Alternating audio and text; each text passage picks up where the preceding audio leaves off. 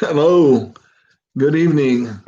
This is Dr. Ronald Eli with Frog News, Fully Rely on God News. Uh, I have here a message that was given to me. It's given to me by somebody that said, "God bless Ed." I am going to try to find out who this is because he says now elections will be in 120 days. I received this last night. That's this short time. No, it's not quite 1 o'clock in the evening, in the early morning now, but I received this last night. And I was told this information was coming from a Dr. Charlie Ward, who has millions of followers. Now, let me read you what this letter said. He said, as we awake this morning, we are faced with having two governments, one of which Trump supporters view as illegitimate, president in the Oval Office, knowing that the evidence points to President Trump having won 75% of the vote. The other is a military government, which has been in the planning stages for over 10 years. I wonder if I used the wrong word earlier because I don't want to get taken off of YouTube.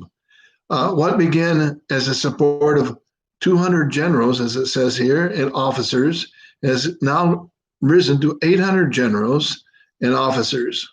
With proof of the election, let's change the word to, instead of D, to frog. U.S. Constitution allows military control of government, new elections within 120 days. The plan uncovered a mistake or a threat. It says no details available that precluded them from implementation, whatever that means. President Trump has been told by the military to take an extended vacation. We've got this, in quotes. Once the mistake is corrected and a threat eliminated, the goal is to complete the actions within 1 quarter. The one deadline is March 4th, while others suggest it more realistic it may be in April, when President Trump will be sworn in one form or another with a new government. And he says, hold a line, change is coming. God bless Ed. What do you think? Change is coming. We all know changes happens all the time. God is not stationary. He doesn't have us to be stationary either. In fact, the way the world is right now is described in the Bible. As Jesus said in his own words, if you want to read it, read Matthew 24. A good idea, read that.